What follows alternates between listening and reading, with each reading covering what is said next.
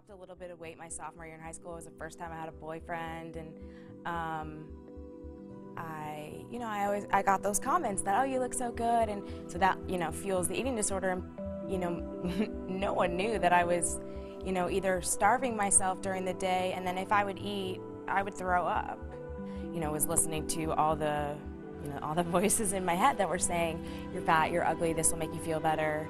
And for the moment, at times, like, purging did make me feel better, or starving myself did make me feel better. I felt the sense of control, I felt power, I felt better than you because you were eating and I wasn't. I was doing things that were really shameful that I could not tell anybody, and I was never honest with anybody about any of that stuff.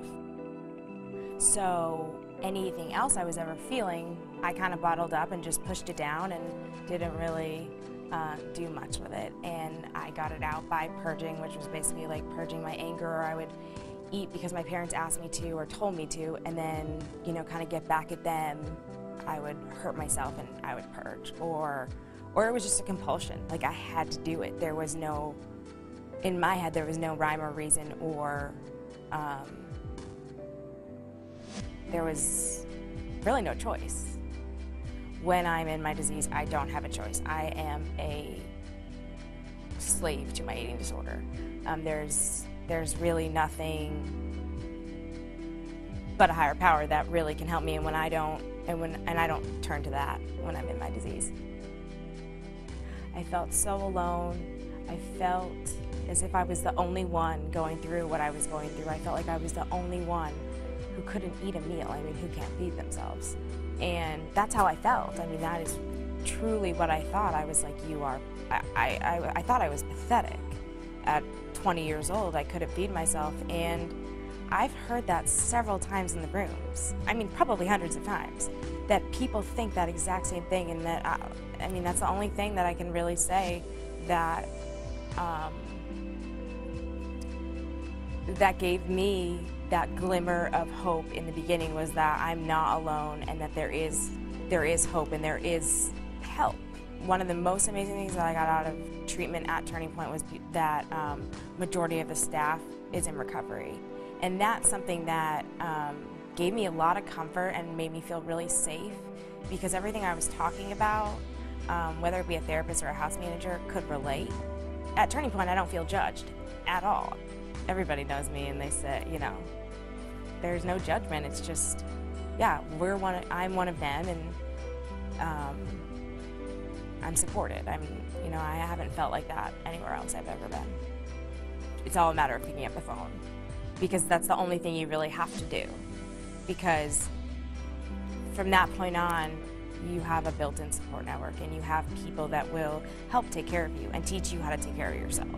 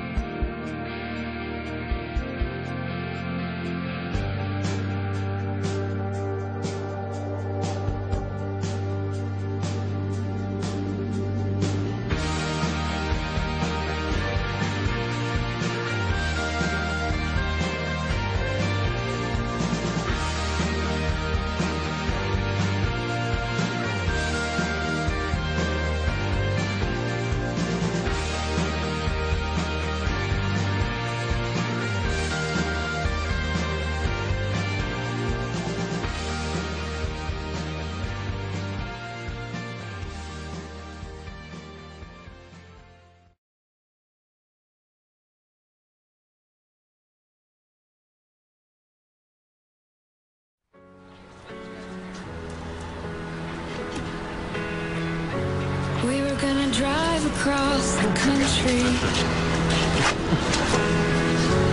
live in Spain or Italy. We were gonna climb to the top of the Eiffel Tower, stay up all night for the meteor shower. But we are still young enough, we've still got time. It's not too late, it's not too late.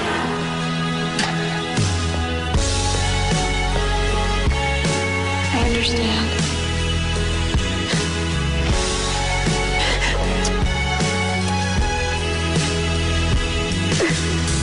Poor Hannah. Swim with sharks, memorize the pattern of the stars. You don't have to feel this way. I can show you how to get rid of it. In love, realize sometimes it's not enough. We are still young enough.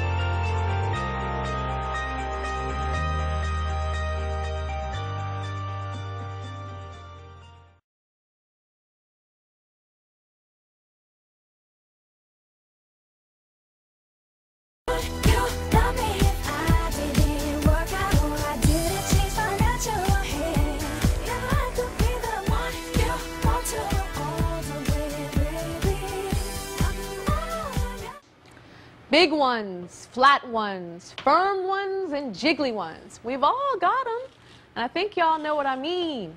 A booty.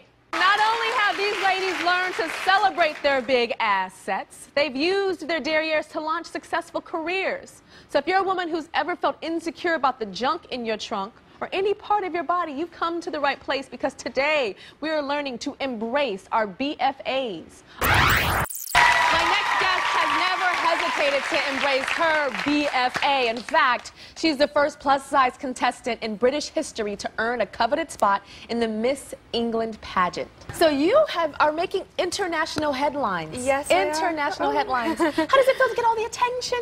Oh, it's just mind-blowing. It's amazing. I just can't believe it's all happened. It's all to me as well. But you know, I've actually made a statement now for other curvy women. So tell me about size. Have you always been plus size, or? Yeah, ever since I was, well, when I was 5, when I had my tonsils taken out. That's when all the food came. Yeah?